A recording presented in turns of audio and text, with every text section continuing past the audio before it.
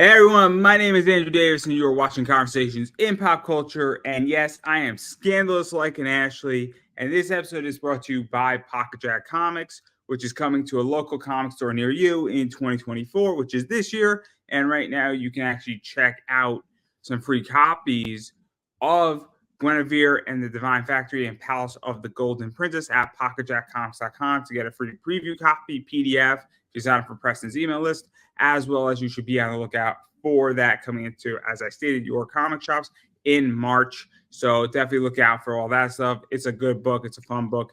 And there's some really, really, really sexy variants coming out. But enough about that, because I have with me Jon Westhoff. So welcome back to the show. Hey, thanks for having me back. I think three-timer club. I forgot at this point. Yeah, I forgot too. It's getting up there. It's been a while. It's been a while. I stopped keeping count after the first one, but enough about that, because you currently have a funded Kickstarter going on, which is Drumsticks of Doom on Kickstarter, the graphic novel. And obviously, I want to talk a lot about that, but what is that comic book, that graphic novel? Because there's people who know it, there's people who don't know it, there's people who are saying, what is this? It sounds awesome, or I want to know more. So what is the basic pitch before we really get into the nitty gritty? Yeah, thanks again for having me. The short pitch is, what if Black Sabbath, not the Beatles, became the most popular band in the world, and thus the universe was changed forever, musically and otherwise? Things like alchemy and strange science are used daily. Heavy metal rules the earth, but our main character, Lana, just wants to play her independent music in a heavy metal world when she finds a magic pair of drumsticks that thrusts her into a war to keep heavy metal at the top of the charts. So that's the short pitch for Drumsticks of Doom. And like you said, we are minimum funded so far. We've got a ways to go, a couple weeks to make some stretch goals and really get this book distributed a lot wider audience. So I'm very excited with how the first week has gone. Yeah, so let's dive a little bit into the story, because obviously this is issue 1 through 4 in graphic novel. I think it's the first time it's been published in graphic novel format as well. So obviously this is kind of, I guess, a first edition. And so what is that like? Because graphic novels are very tricky, where you and I have both seen graphic novels barely make it across the finish line.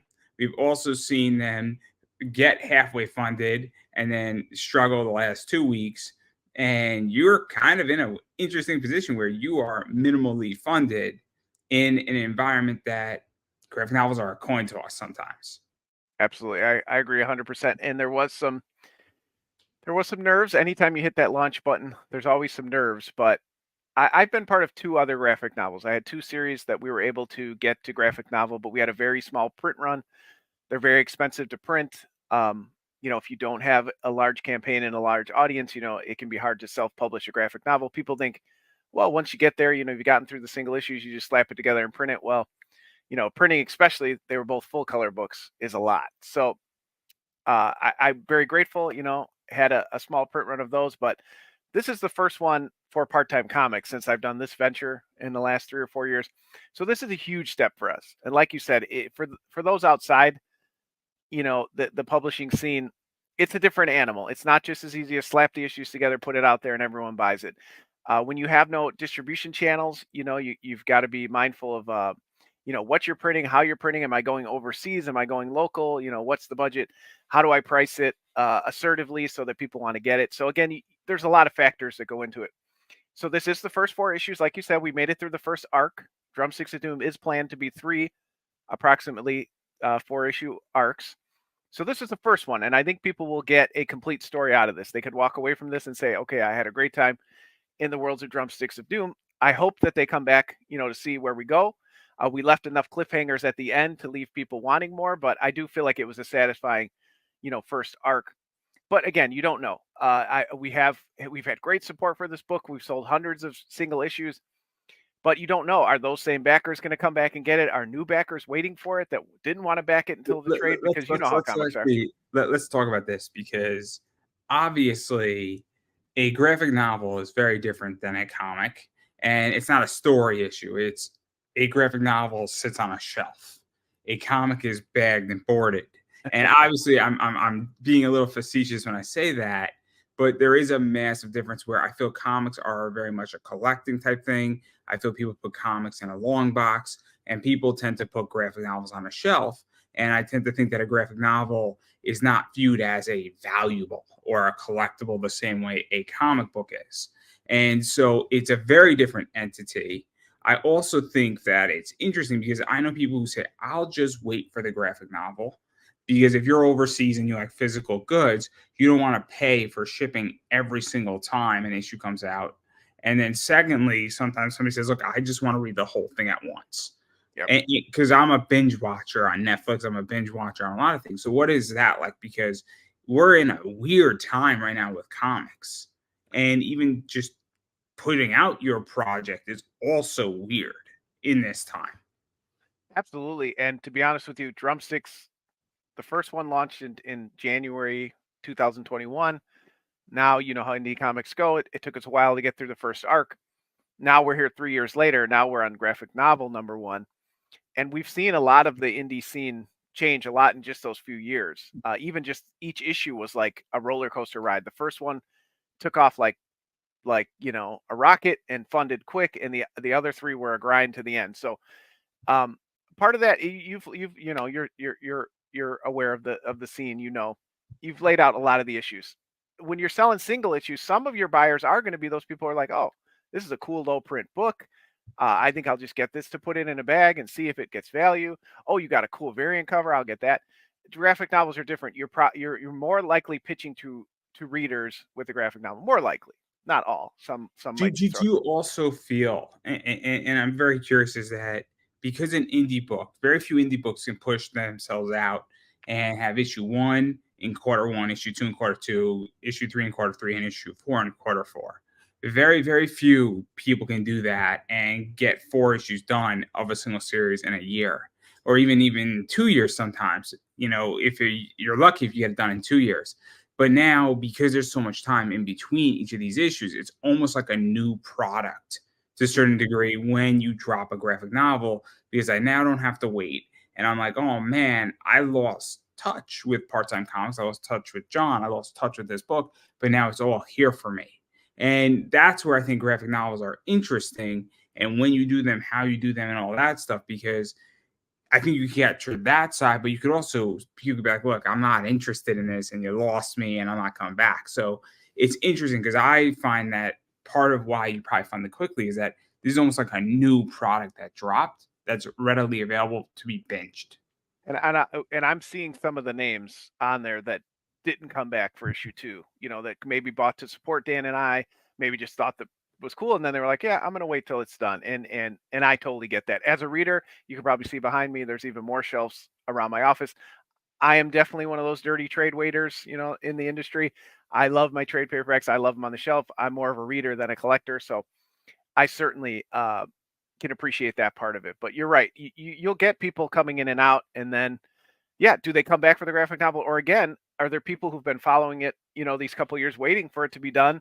Maybe we lost them along the way too because of the delays. I do wish, I'll be honest, my one regret with the series is that I had focused and maybe put some other projects to the side and just kind of barreled through Drumsticks instead of, you and I have known each other for a while. I like to balance a lot of plates at once. And sometimes that makes, other projects take a little more time, because budget wise, you can't invest in 5 projects at once. Most of us can't. So I do wish maybe I had done, like you said, maybe got all 4 issues out in a year and a half. But I'm still, the response has been great. It's minimum funding. We've got a ways to go. We've still got some concerns with the budget with the book and kind of the break even mark on this. So we really need, to be honest with you, an $8,000 or $9,000 campaign, but I think we can get there. We've had a great I want response. to table that. I actually want to ask you a question about even balancing. So I have a lot of things on my plate and on my bench or my docket, whatever you want to call it. And what I find is that if I was to drop one of those things and focus solely on the other two, could I get the other two done faster? Could I do it better? Could I do it less stressful? Sure. But I also find that diversification is very important, especially in comics. And I'm curious what you think, because if, let's say, you devoted a year and a half and got Drumsticks done, would it be where it is today as far as you evolving as a writer and as a creator and even as somebody running a business?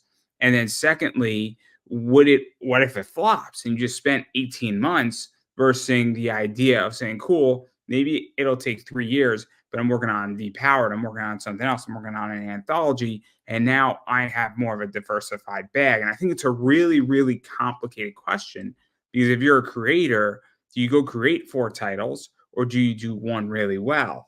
And I don't know the answer to that because I haven't created a book, but I also love diversification, because let's say Drumsticks 2 was a complete disaster. I mean, like, it was negative 5 grand disaster. Like, but then you're like, I'm committed completely. Like, so I'm just curious what you think, because I don't know if that debate's going on in comics publicly, but I think it should.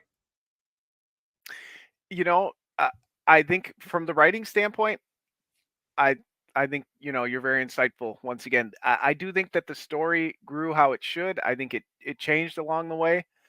Dan and I changed along the way, and I think it helped actually help the story to give it a little bit of time to grow, hear what readers liked and didn't like, give the audience a little bit of a chance to grow naturally before we kind of forced it. Um, so in that respect, I do like how it came out, but budget wise, you're right. I was investing in other things, and I'm like that too. I mean, obviously, you see, I like having diverse characters, diverse projects going. That keeps me excited because this is not my my income, right? Um, I hope that one day this will be a significant income stream, but for now it's not. I'm gainfully employed, so I do this as a hobby. And I work with working artists that um, they have other projects they're working on as well too. So I don't mind it. I like it, but I would like to set a more regular pace for series that are continuing. Again, 3 years is quite a bit of time. And Dan and I were actually working on it behind the scenes before issue one came out, obviously. So really, I think I pitched it to Dan in July of 2024. So we're coming up on 4 years, and I'm excited too because there's a lot more story. We've already got the next 3 issues written, so I do think I'd like to be at a regular clip now. But you're right. There's a couple things. Me as a creator, do I like it? Yeah, I like a lot of aspects of just kind of letting things simmer and grow and come to me naturally rather than kind of forcing 4 issues out in 4 months. But as a publisher, I would like to see that schedule because I do think that that could, like you said, keep some of those readers from, becoming lapsed or losing interest or waiting for the trade or all those things. This is my take, and this is, I guess, my question. This is going to follow, is that I love having a regular schedule and pumping out interviews as an interviewer.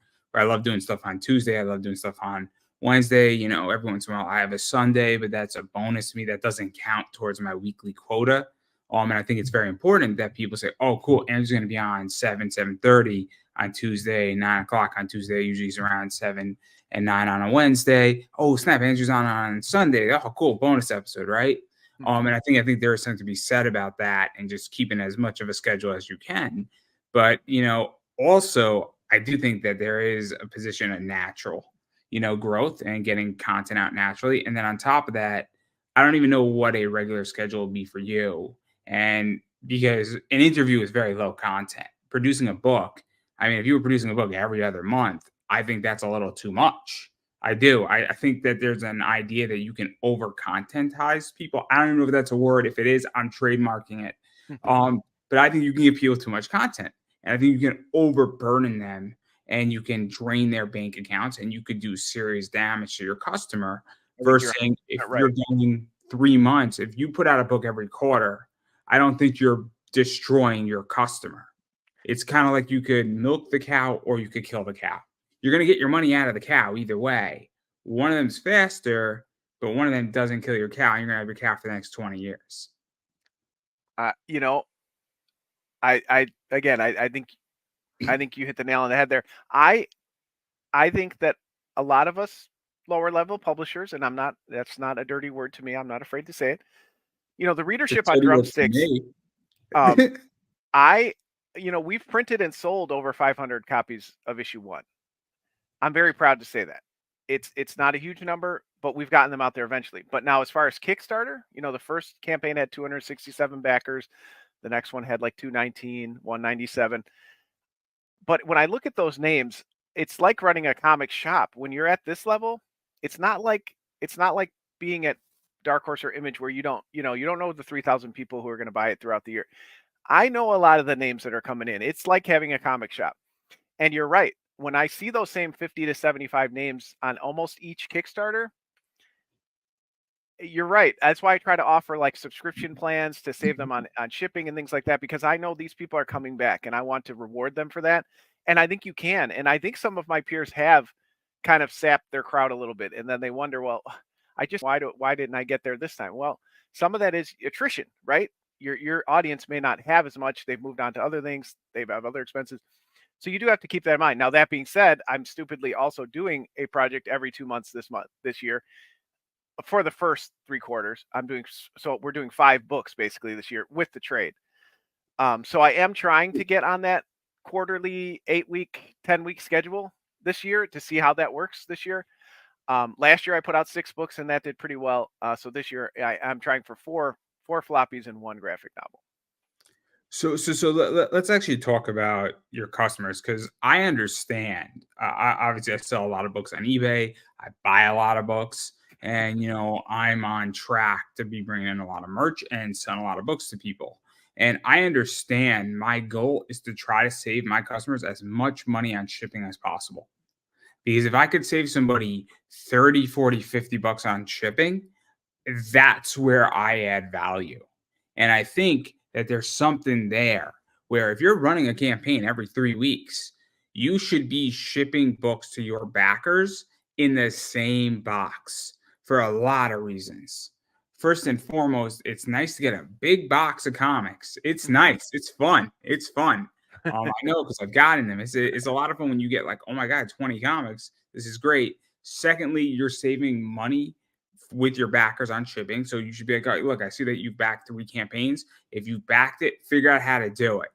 Because if you save me 30 bucks, there's a good chance I'm going to pump it back into that campaign or another one of yours. There's a really good chance. And also, I'm going to be really grateful.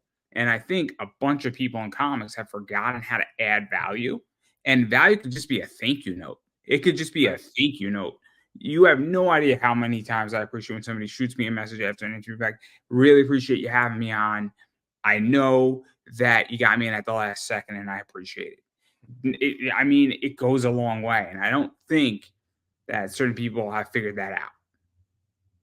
I agree. I think sometimes we get into the routine of it. We lose the excitement as creators, but you're right. We have to be grateful for those backers we have, those customers that we have. And yeah, I've done subscription plans in the past with other companies. And again, I did one last year where it was like, okay, if you back Drumsticks and you back this next campaign, back through Backer Kit, I'll add them. You don't pay any shipping.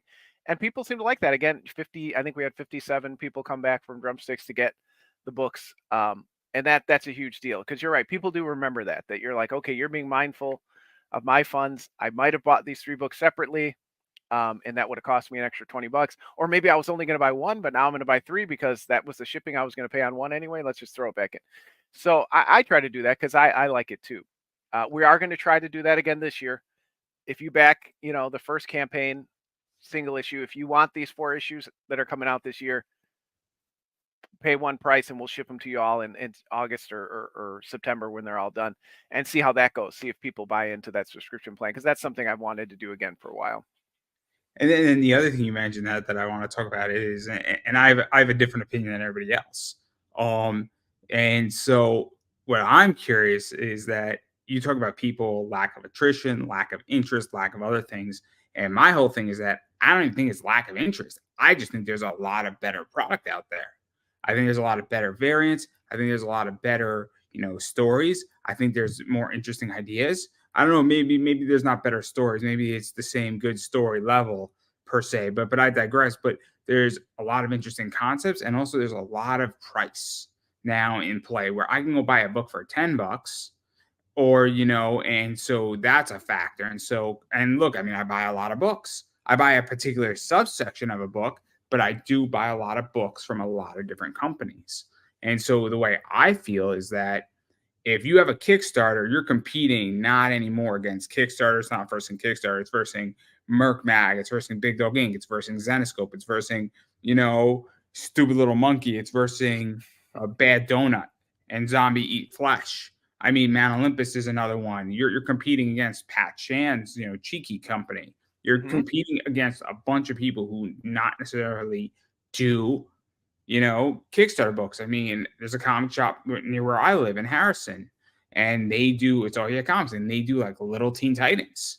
So Mhm. like you're competing against all of that. So I'm curious what you feel, because that's what I've noticed is that there's a lot of product out there and it's not just Kickstarter. And I feel that's the biggest change in comics right now. Yeah, these last few years, a lot of people, including myself, before pandemic came, I was planning to make a comeback, and I'd taken a couple years off. And then during the pandemic, a lot of us, we had extra time. We were, you know, feeling anxious, whatever reason. A lot of people put their passion projects out there. So, but there's more product than ever out there. So you're right. As much as we hate to say it, and a lot of us think it's a dirty word, but there is some competition there. And I don't mean that in, Pat Shand wants me to fail so that he can succeed. No, I mean that you better put out something good or something different or something unique, because there's so many things to look at. You're only going to be in front of someone's eyes for a few minutes, so you better try to capture them, because that is the name of the game, right? You do want people to pick up your books and read them. So Did uh, you also feel that there's also a lot more money behind certain people now, where there's a bunch of people and there's a bunch of companies and they push out a lot of product, they push out a lot of money behind their product. And I'm not saying this to flaunt at all. I don't think they're trying to flaunt. I just think that they're saying we are all in and we are going to have the top artists and we're going to spend a lot of money to have product that kicks ass. yeah, And and I think, again, a lot of us independent publishers have really taken that step to say, we can put out the best books and we can succeed at a high level on our own, and I think that's great for the industry in general. But that also, if you're not putting out product up to speed, then you're going to be disappointed. That's when you're going to see, I've seen a lot of peers, stumble and get frustrated. But it's like, okay, you got to regroup and say, what you're not comparing yourself directly to somebody, but what are they doing to succeed that I can replicate? Um, yeah, That's interesting, because what figured out is that I stopped looking. I look at what everybody does, and then I say, "Cool, where are they missing on their execution, and how do I find something that they're not doing that nobody's in?" This is how I got into my whole eBay business in the sector that I'm in. Is nobody was there, and now people are there. But I have been in this space for a long time, probably about 5 years. And in the beginning, 5 years ago, it was an open road and there was endless amounts of money, endless. And I just wasn't really where I am skillfully enough in my business that I am today. But now everybody's caught on. But it was a very blue ocean. So I look at a company like Merck, or I look at a Zenescope, or I look at a Big Dog Inc. I'm like, great, what are they doing? I want to mimic their success and have what they're doing, but what's the next big thing that they're missing? Because that's where I want to be. And that's what I think is interesting, because I see a lot of people talking about trying to copy, but I don't see them saying, cool, where are we going next? yeah. And so I'm curious what you think, because that's my biggest peeve with comics right now.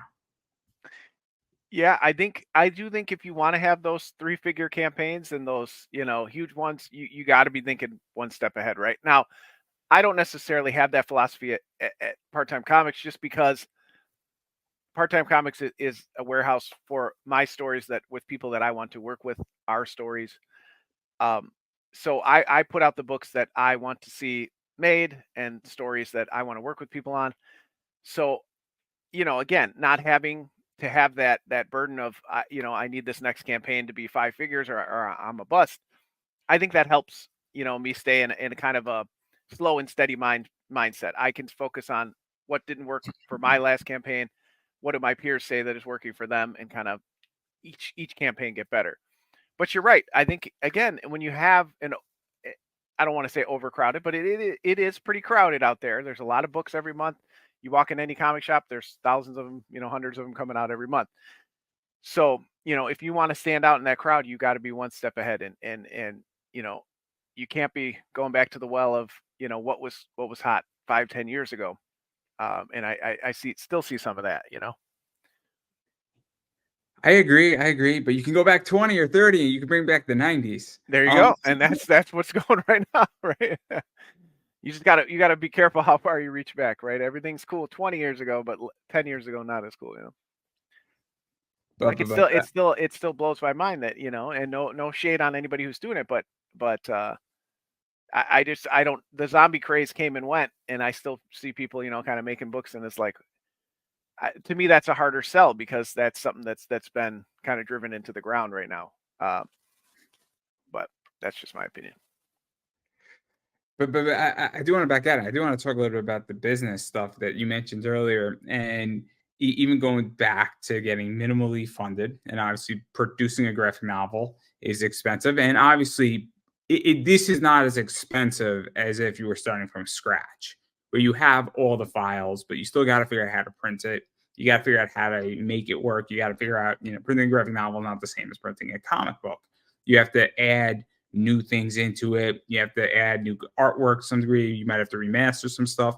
And so, what is this like? Because this is where I think it gets tricky, is that how many do you print? How much money do you have? How much money do you pump in from your side? And the reason why I say this is because you obviously want product that you want to sell, because now when you go to your con table, you have a graphic novel on it. That's a product that hits a different demographic. Right. And so, what is that like? Because obviously, you're funding it on Kickstarter and you want to get your backers their books. They are entitled to that. But then you also say, cool, do I spend another $2,000 or Right. $3,000? And do I basically go fill up a pod's warehouse, for lack of a better word? Yeah. No, it sounds crazy. I mean, you're laughing because you know where I'm going with it, right? Yeah. But No, I definitely have books here that I've overprinted because of that. You get to that point where, what's that sweet spot for the price point where I can have some on hand for many years and just really be turning a profit on it anytime I sell it. That's where you want to go. because Do the I? more you print, right, the Yeah, cheaper it becomes. exactly. Because if you could offset print your graphic novel, it becomes cheaper, but it's also a lot more money up front. I think you could offset it, print a graphic novel. I might be mistaken about that. I've never printed a book, so Yeah. if I Oh am, yeah, you definitely can. so, but if you can offset print a graphic novel, you're going to pay significantly less. Right. But it could also be that you're just dropping 10K in a book. I don't know if it would be 10K, but you're dropping maybe 5, 6, 7 grand. And I know a lot of my peers, they do shoot for that, right? They want that $9,000-$10,000 order where they're getting 2,000 books and they're going to have them until they die, basically. Co-creator on the book, Dan Doherty, amazing artist and co-creator on Drumsticks of Doom. He did that with his graphic novel Touching Evil. And again, you get it to a price point where it's like, okay, I can print 500 for $4,000. I can print 1,000 for, $4,500, and then I can print 2,000, for 5,500. You're always kind of trying to push it because it brings that price point down. But then you get into storage, safely maintaining the books, shipping them over here, all those things too factor into it. But definitely, for me at least, 1,000 is like the sweet point. Then you've got enough on hand, and then you're not feeling too bad if you end up going back to a reprint, because obviously if you reprint, you start over as far as the count. So then did I leave money on the table by not printing a bunch? But I have, the few times I've really overprinted single issues, my wife loves to tease me because we still have stacks of them in the closet over here. So sometimes you can overprint, and end up, with more product than you really need, end up giving them away or just having them forever. But if you have the space, it's not a big deal. But the more books you put out, yeah, there's diminishing returns because your whole house, or you end up buying storage space and then spending money on that. Because the reason why I bring this up is that I hear people talk, and I hear people talk about the business of comics, and I don't hear people talking about this and the pros and cons of this, because there is, an idea saying, look, I'm going to print an extra 100, and I don't really care about the price point because storage is an issue. Also, capital on hand and having, $1,500 in my bank account for my next comic project might be worth more if an idea strikes or something strikes across in my comic business. That could be beyond helpful. So I think there's that argument, but then there's also the idea that, well, if I print 1,000 copies, it's going to take me 5 years to move them. But guess what? I have 17 more campaigns in the next 5 years coming. And this is an easy add-on that slides right in.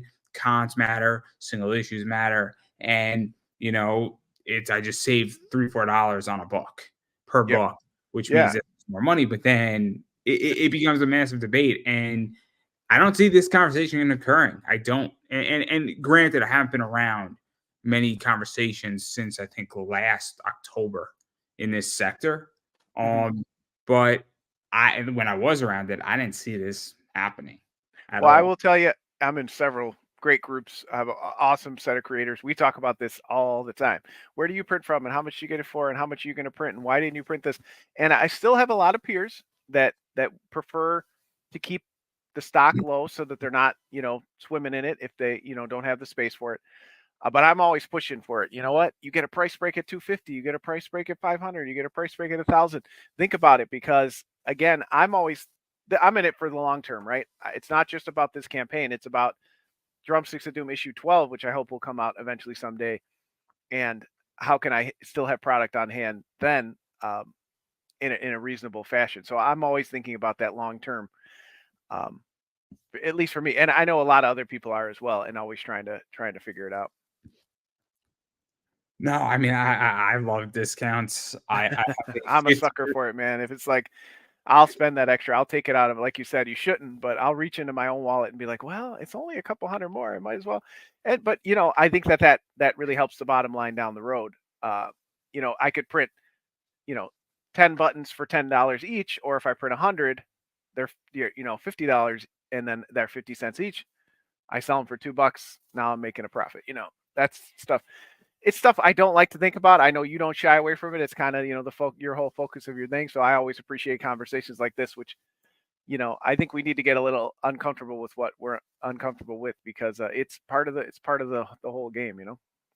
No, yeah. I mean, look, it is. I don't think people have a real conversation about risk assessment with comics. I don't think people have a real assessment of, okay, I'm higher in this variant. What's the break even point? How does my page count affect this? And also, if you're going to print 3, 4, 7 printings of it, that also affects it. If you're going down that path, but obviously, until you're going down that path, but obviously, what is your book's break even point? And that is complicated. And I do have that formula. And I've actually, my friend is a math whiz, and he built it for me, and I can tell you exactly what that formula looks like. But it's an important one, and I don't think that people have those conversations. I don't know how many creators actually know their break even point in their books. No, because your break even point is calculated. If you have four covers, each of those covers has a break even point. And it depends on your cover artist. It depends on your colorist, your inker. If you're the writer, and you have to put that into it, you have to say, I don't know what you're worth as a writer, but that right? should be factored into it without a doubt. Even if you didn't pay Absolutely. yourself. Most of us don't do that, right? We don't factor in our own time. We're just doing this. And I think some of that, it leads to a high degree of burnout in the industry too, is that we don't try to figure out a way to compensate ourselves for our time. We end up getting, burnt out by not seeing the returns, not being smart.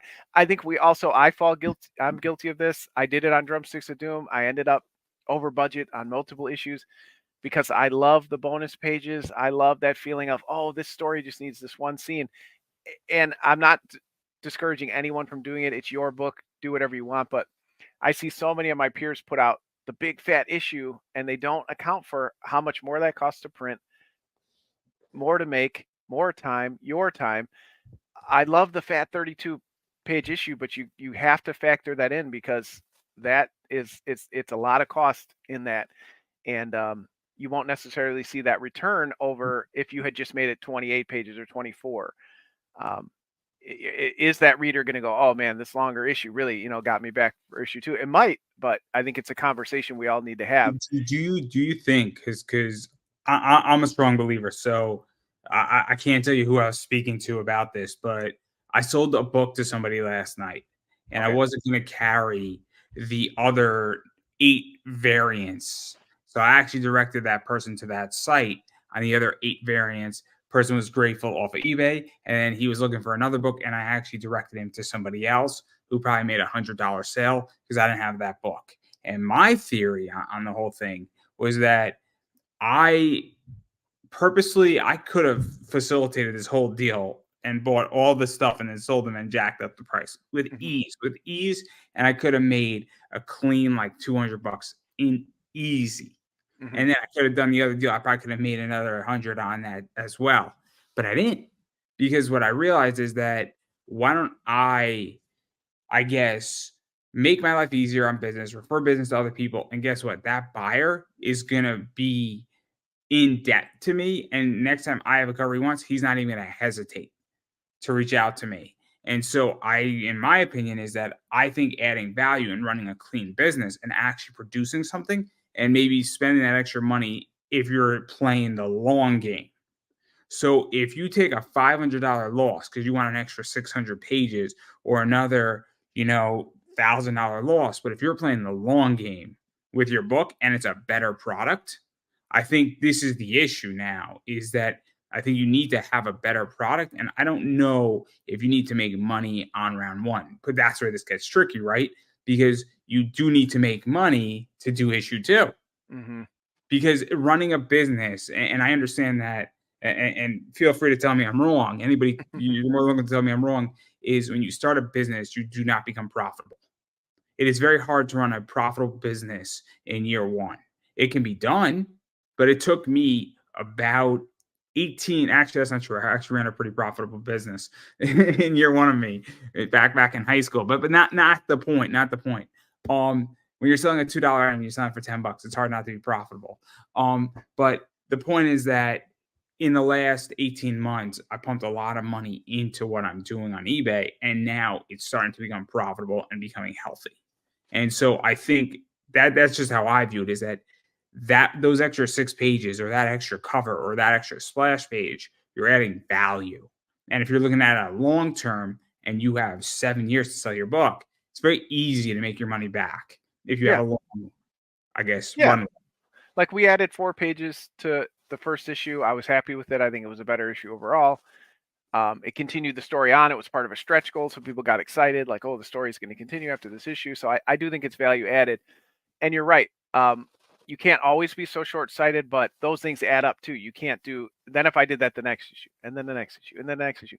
Now I'm getting to the trade and I'm, still, in the hole, which by the way I am. And those mistakes add up, because then, like you said, then you don't have capital to work on other things, or you're going in the hole to get this other project going. So just like covers, yes, maybe that one extra cover by this great artist will bring in those eyes. But when you get to cover 6, cover 7, cover 8, are you going too far? Again, I can't. That question isn't a yes or no answer. The risk assessment. That's what exactly. It goes down to. If this is what my audience wants, then yeah. But yeah, that's a lot of what we have to balance every day here. I mean, going into that, I know plenty of people who spent, 45 to $6,000 on covers alone. They raised 17,000, and you still had to produce the book. You still had to print the book. You're making no money. If you spend 6,000 to 7,000 on covers alone, on 10 to 15 covers, when you calculate all the variants, you're making no money. You're making no money, and that's just on art. That's not printing a book. I mean, you can't run a business, a campaign, a story, and you can't do anything. And then to even go to the next round, I mean, now you have to start over from scratch. Or let's say you recouped, maybe, you got your return of capital and you still lost money. You know what? Or maybe you didn't lose money, but you don't have anything to live on because all of it's going to the next issue. I mean, that's a real issue. And again, it goes to risk assessment, because I want to find products and interviews that get me where I need to be in the most efficient way. And so when I buy a product, I mean, I legitimately bought a book last night and I sold it in 2 hours. I don't even have the book. That is pure efficiency. Where and I knew when I bought it, I knew how the book was going to behave. And I try to do that over and over and over again, because that's what I want. I want efficiency, and I want not to be in a trap where I don't have my capital back. Usually I like to get my capital back in 6 months. I think that's a good target. But I don't know. What do I know? But I mean, I'm curious because I know plenty of creators, and I'm sure you do too, who are broke. Yeah. And not to put anybody on blast and not to make anybody nervous, but if you have kids and you have young kids and you're broke, I mean, the question should be, how are they going to go to college? Mm-hmm. And I think I'm not saying don't do your dream, but this You're is right. the risk assessment. So I don't have kids, everybody, but when I do, obviously my business is going to change. Risk is going to change in my business. Right now, my business is in high risk, high reward, and I love it. But at a certain point, I have a day job too, so I'm relatively stable in Right. that regard. But I'm going to take probably less risks once I'm funding my kids' college. Absolutely. And I think it's a real issue. And I think this is something that, again, I'm not in these circles, but I don't think that this gets spoken about either very publicly. Very publicly. I don't think people understand how to even do risk assessment. Well, and I will say in the private circles I'm in, people are talking about it more, but I do think in the 15 years I've been creating, it isn't talked about enough because you have to factor in. Again, I'm like that too. I'm a social worker by day. I would never discourage anyone from chasing their dream, right? That's what life is all about. But you're right. You have to do some risk assessment. You have to say, if my dream is going to mortgage everything for the people that I care about that support me every day, then it crosses the line. Now it's a selfish endeavor, right? And again, I would never tell someone if your dream is to write for the Amazing Spider-Man, go at it every day, chase your dream. But if you're spending thousands of dollars to drive around the country and to go to Marvel Comics and go to these conventions and pitch your ideas, again, what's your return on investment? You got to be able to see that. And a lot of people can't do that, right? They can't say, but it's my dream. But then maybe your dream shouldn't be that specific. Maybe it should just be to write a comic.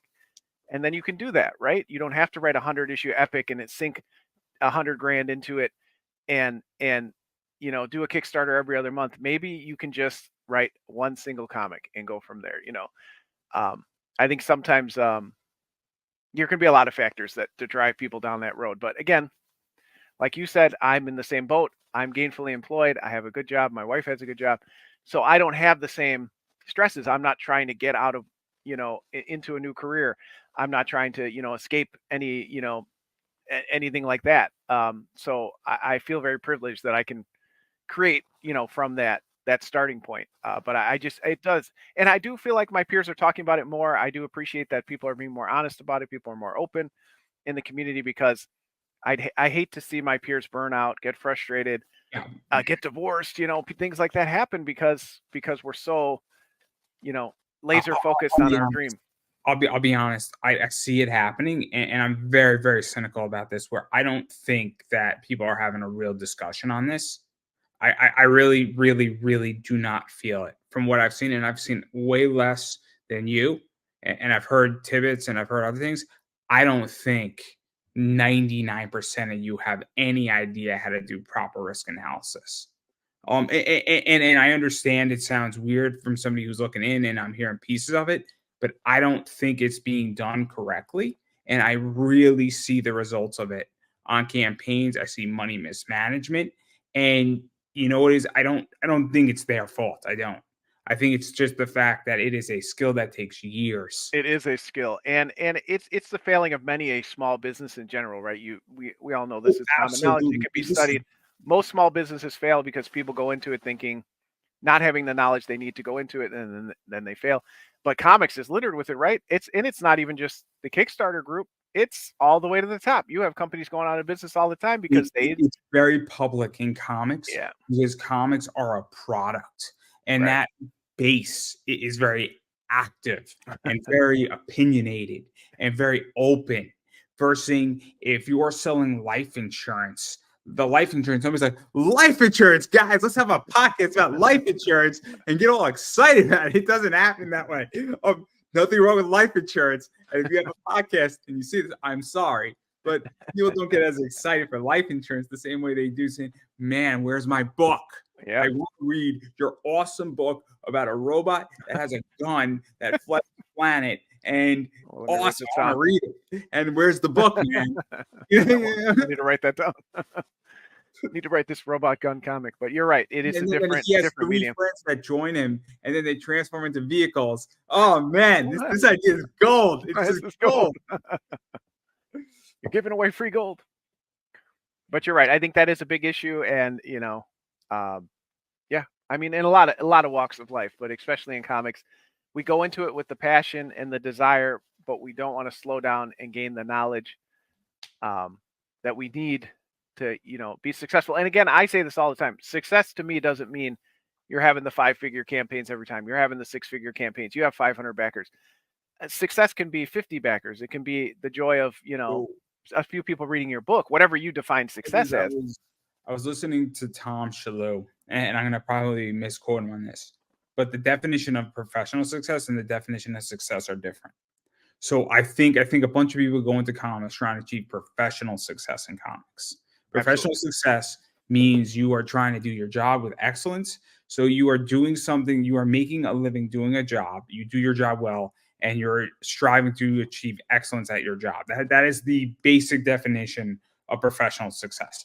Now, success is very different, has a different definition. I could say I interviewed John and I had a successful interview. Oh no! I'm not making a living off of this, but I had a successful outing. Right. Where you can say, hey, I went on a date with a girl and I got a second date. I guess the date was successful. Right. So, and there's nothing wrong with having success. Absolutely. So you could run a Kickstarter and you did 10,000, but you're not making a living directly off of that Kickstarter. Maybe you made $1,000, but you obviously have a day job, and that's fine. But I think people confuse the two. I really do. Absolutely. Absolutely. And I think it starts with saying that to yourself. What is my definition of success? What does success look like for me? And again, for me, having a couple hundred readers is successful. I can get, my artists their page rate. I feel good about that. I pay people on time. I have these books at the end of the day that I get to look at and I enjoy. So that's success to me. But I do think a lot of people say that they'll ask, how do I break into comics? That's the comment. Are you asking? How do I sell a lot of comics? How do I get my name recognized in the comics community? Because that's different than, my definition of breaking into comics, which is just make a comic and you've broken into comics. It has one of the lowest barriers of any entertainment field. You can get into it very easily. But if your answer is how do I, make financial success? Well, that's a whole different thing. I mean, look. This is, nobody asks me anything because I don't. But I can provide guidance on business. I would say, what is the purpose of why you want to create a business? What is the purpose of why you want to create a product? And do you just want fame? Do you want glory? Do you want your name recognized? Or do you want to make money? Because those 4 things are very different. So I run an eBay business. I want to sell comics. I want to run a business, and I want to make money. So I want to do it ethically as I possibly can, but I'm not interested in saying, because if this product becomes bad, I will move to the next product, and I won't diddle daddle on it where I bought 10 books that just were bad product. It happens. For whatever reason, I took a fly on them. It's $100. Great. No worries. But then sometimes I'll buy bad product that become really good product. And I'm like, oh boy, I bought that for $100 and now I just sold that for $1,000. I'm doing all right. So, but again, I asked myself, what type of business I want to run? Because I want to make money and I want to have a side hustle that is lucrative and relatively easy and also gives me a thrill. Because there's nothing, and I'm going to say this the nicest way I could say it, there is nothing like finding the deal of the year in comics. There's nothing like it. Every month there's a deal. In the past 3 weeks, there's been like 20 of them. Hey, Taylor Swift. I'm just saying, those comics are awesome. Yeah. Wave, they deserve an award for January. They are the book for January. I did not know that. I'm excited. Anybody who's watching tomorrow, I think either 12 or 2 p.m., Greg Horn has a variant of that, and that book's going to be red freaking hot. Wow. I did because not know the Chiefs are playing in the Super Bowl. I hadn't heard that. Are they? They are, apparently. Who knew? It's going to be a red on red Super Bowl. The 49ers are red. Oh, it's see if the Lions won, we could have had red versus blue. Yeah, what the heck? And That then, would've been a good one. then one of the team could have been the good guys, and they could have come out with Master Chief, and then the other. It would have been great. It would have been Halo all over again. But no, we They couldn't. blew it. Guys. The Lions blew it. They did. They did. Wow, They absolutely. did. It broke my heart. It broke my Dude, heart. it broke my heart too. I'm not even a Lions fan. Me neither. I'm a Cubs and Bears fan, so I'm a fan of the teams that, historically stink. So I felt for him. But I digress. I digress. But I do want to at least mention a few things about your book. So obviously you have some interesting rewards before we get into something controversial, and we're always going to end on something controversial. But I think you have a regular cover. I think you have a Make 100 cover. I think you have all 4 single issues available. I think you have a special metal cover, and then I think you also have. We got some metal, some real. You can never videotape these, but we got all the real metal covers. We have all the covers still in print. First print runs of everything still there. So we've got some cool stuff because, we've had quite a few people just back the singles that maybe missed it. We know not everybody's in it for the graphic novel, so we want to make sure we got everything. We've got all kinds of bonus items, 3D drumstick holders, keychains, beard combs. We got all kinds of fun stuff. And what I think is interesting, and I mentioned the metal thing because you haven't done a metal cover yet, and that's what's cool about this is that it's kind of interesting that you're doing something that really fits your book. Yeah, and it's funny because I thought that was one of the worst gimmicks in comics history until I was walking by Brian Polito's booth at C2E2 and he had a metal Lady Death cover and I picked it up and I said, "Holy crap, I have a metal comic. Why don't I have a metal covers?" And it just seemed to fit. So because it kind of fits with the theme and they look amazing, we print them through Fairy Photography. They do an excellent job. They're real metal on affixed to the cover. You get the book with it. They're really cool. And I feel like we sell them at a very competitive price. I do see a lot of my peers selling them a lot higher because they are very expensive to print. But I did want to kind of see how people would back them. So yeah, you can get all of them at all 4 issues at a discount price. Yeah, no, I like my metal covers. I think I think they are gimmicky. I think they are a little gimmicky. I'll be honest. It's getting a little over the top now. Everybody's doing it, and there's nothing special. When only a few people were doing it, it was like, oh man, you guys do metal books. Now I'm like, you're doing metal books. But it depends on the cover too. There's some awesome ones, but also I feel like now it's just you just want a metal book. Yeah. But I've always struggled with that. Even variants in general, I was very slow to come around on because I just wanted to pop down my book and people to buy it. But talking to people like you and Matt Knowles and some of my other great peers, they convinced me, John, you put it out there. If people don't want it, they won't back it. You don't have to dictate what the consumer wants. Let them choose what they want. And again, pick the things you like and enjoy, as part of your book. You don't have to put anything out there. I don't have to do 17 variant covers, but I certainly can pick 2 or 3 really amazing ones. And I've say whatever you want about the book. I do feel confident that I pick, very good artists to work with. I think, all of our covers are top notch and they really stand out. Let's actually talk about that because I'm curious. And I'm not going to tell you what I think because I want to ask you unbiasedly. How do you feel? Because you answered it partially, but how do you feel about variants and everybody's doing them and all that? Because I feel, and you kind of, and I know I'm going to be reiterating, but I think after I tell you my opinion, you might slightly get where I'm coming from on this question.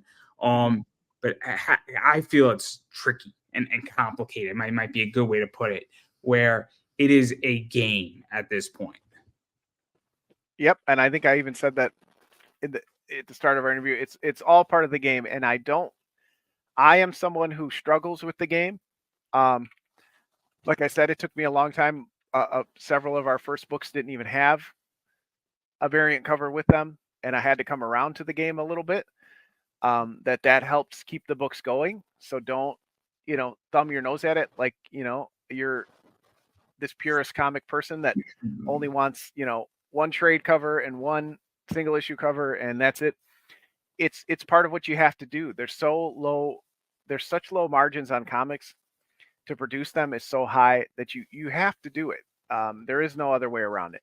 The reason why I bring this up and the reason why I ask this is that I feel we are in a very complicated trap, and we are in a black hole, for lack of a better word, where it is slowly sucking everything to its center. And I think that it's a slow descent. And look, I'm a guy whose business is built on the back of variants Right. and limited runs. But I've realized that I don't think it's completely hollowed out the industry, but I think it's done some serious damage because I think it's been overly done. When every comic shop, when everybody needs a variant, when independent people say, I want a variant, and when I'm looking to pick up a 3,000 print run and a 1,000 print run and drop 9 Gs for my eBay store on a variant, we've reached a point of critical mass. Yeah, I think we reached that a long time ago.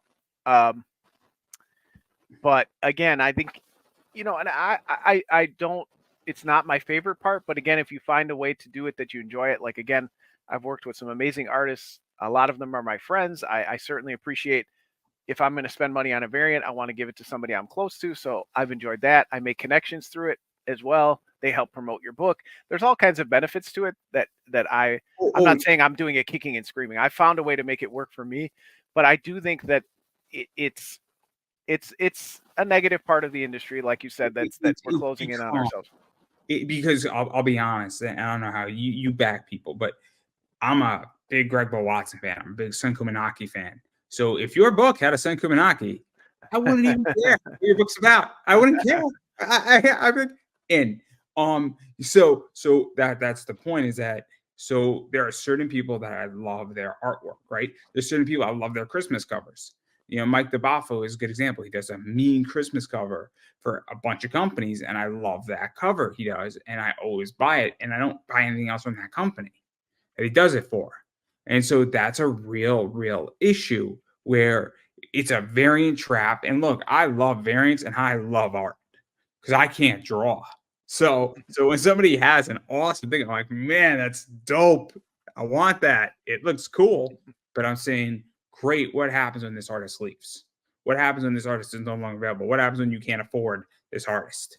I mean, that's what happens. What happens when this artist signs exclusivity? Peach Momoko, Shikari, both of those two individuals are exclusive.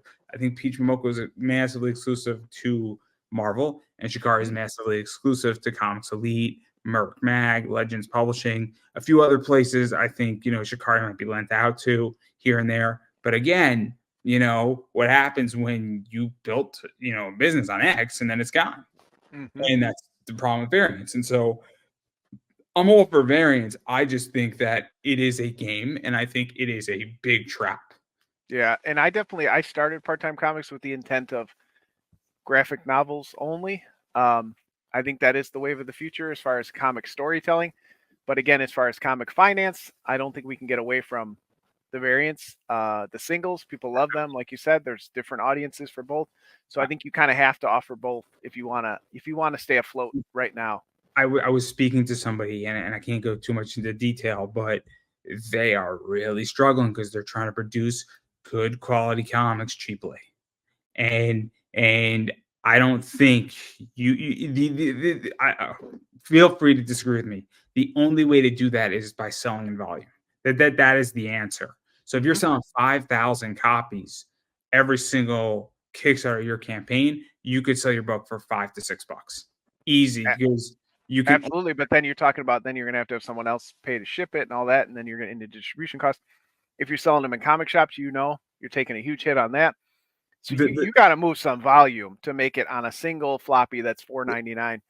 You got to sell some hell of volume. The point is that if you're table and shipping aside, let's say you're charging $7 shipping.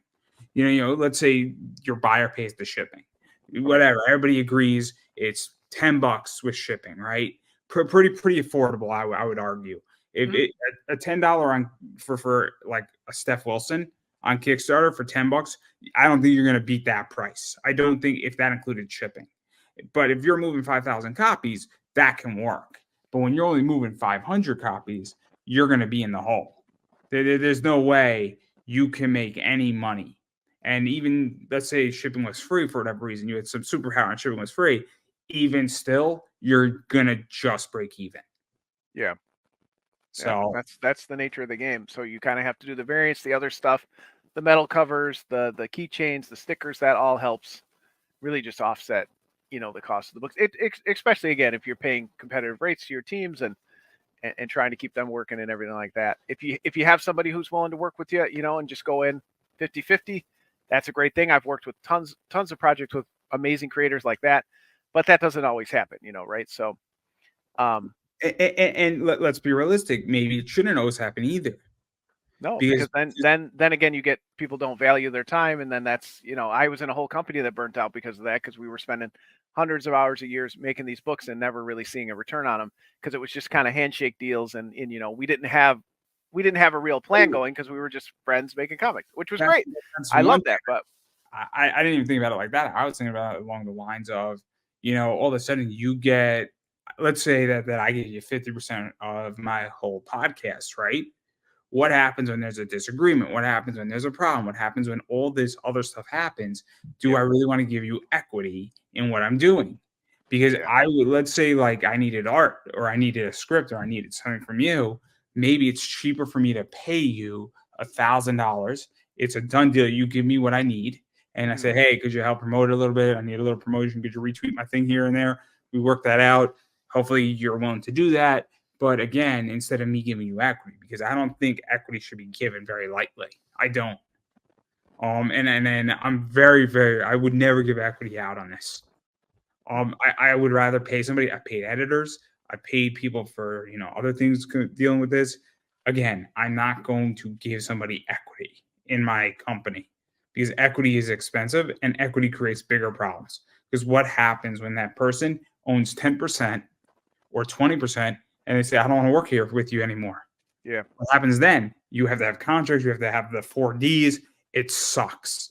And I think that happens, yep, with a lot of people. And it happened with me. And we didn't have a big falling out, but we clearly weren't on the same path. So then how do you have that conversation, um, you know, with people you're still friends with and that you still want to work with, but their goals are not your goals?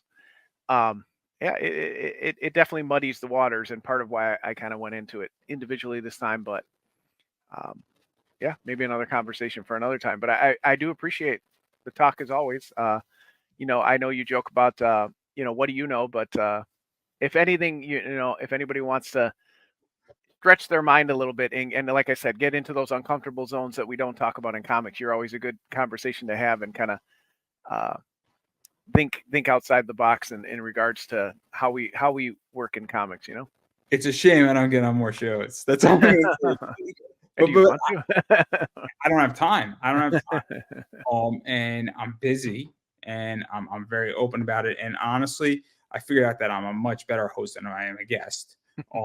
And again, I don't think people, and I'll be very honest about this, I don't think people take me seriously because I haven't produced a book. Yet I sell a lot of them. So I come at things a very different way than other people. And I think it's an unfortunate shortcoming of the industry is you don't need to produce a book to have insight on how things are done. I've never worked on an oil rig. I know exactly how an oil rig works. So, I mean, it's not hard to understand, but I digress. But I do want to give you a chance to promote yourself. Because I can tell you got to get out of here. You didn't shoot me a message, but I think you got to get out of here. I gave the sense of that. So Yeah, I got another little one I got to check on, but I do appreciate it. I hate to cut you short, but best place to find me, Linktree, Part-Time Comix with an X, pretty much on every social media, except for Instagram. We're part_time_comics because that's how Instagram works. But we're on all the major social medias, so please hit us up. I'm very active on Twitter and Facebook. I'm always happy to answer questions like Andrew and I are talking about today. I don't shy away from sharing my experience. Again, it's only my experience, but I do feel like I in 15 years I have some things to say. But yeah, I'm always happy to answer. I get lots of new creators that say, "Hey, I'm launching my first Kickstarter. What do you think? Will you look at it?" I enjoy giving back to the community in that way, as people did for me when I started 15 years ago. So please don't hesitate to reach out. And of course, we also understand not everybody financially can support the books, but if you see our links bouncing around, any share really helps in this day where social media is really just putting the squeeze on us. Any share helps, even if you have two followers on your timeline. It all helps. It all snowballs. So, a share is just as good as a back these days. So I appreciate it if anybody can share the links out. Yeah, no, and I've been saying it, I'm gonna keep saying it. You got to support indie. What that means is when people have comics out there or they have independent projects, whether that's a film, a comic book, a board game, whatever you want it to be, and they're funding either themselves or on Kickstarter, or they're at a con. Obviously, buying their book is helpful. It is a big deal to do that. As well as sharing out links, supporting them, even throwing a buck on a Kickstarter sometimes helps. If everybody threw $1, at a Kickstarter, a lot of small money can become very big very quickly. So if you have a 5,000 person email list and everybody threw in a buck, that's $5,000 right there, and your graphic novel would be funded. So there you go. But all jokes aside, it is very important to be supportive, and support is not just money, it's social media. And then as far as I'm concerned, while Jon might not want your money, I do. So I expect everybody who's watching this and seeing this to give me at least $5. I have some links down below that you can click, and I expect the money to be in my account. Very much so. I don't work for free, guys. No. All jokes aside. Obviously I get it. Money's tight. Everybody needs media. I get it. There's a lot of ways that you could be supportive of me. Obviously, one of the best ways is subscribing on YouTube, as well as following me on Twitter, Pop Anime Comics, Instagram, Pop Anime Comics, Facebook is Pop Anime Comics, YouTube is Pop Anime Comics, because that is really, really helpful. Share out my content, like my content, come bother me, tell somebody all that stuff goes a long, long way. And if you do have money and you want to be supportive and you have a project, obviously I do offer live reads. I offer a lot of different services, and I can be very helpful, as well as I do consult on a bunch of different topics. And so if you want one-on-one time with me versus just a simple question, I'm always happy to answer questions for free. But if you actually want me to consult and maybe provide my perspective, which is more eBay and things like that, or even how to set up an eBay store, obviously that is something that I am very good at, and I've been doing it forever. And then on top of that, and I really haven't been talking about it lately, if ever, I have this in hollow foil. I bought all 15 of them. And this is not going to be a one-off, because I did buy all 15 of this one too. So I have those 2 print runs, and I probably will be buying at least 3 or 4 more this year.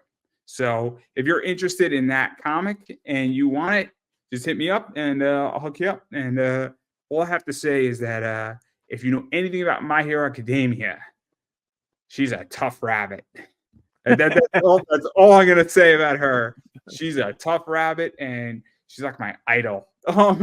So I don't want to be that guy who ruins things, but that's everything that I got. And appreciate everybody watching, and I'll give you the final word. The final word is, like you said, support indie. I like that slogan.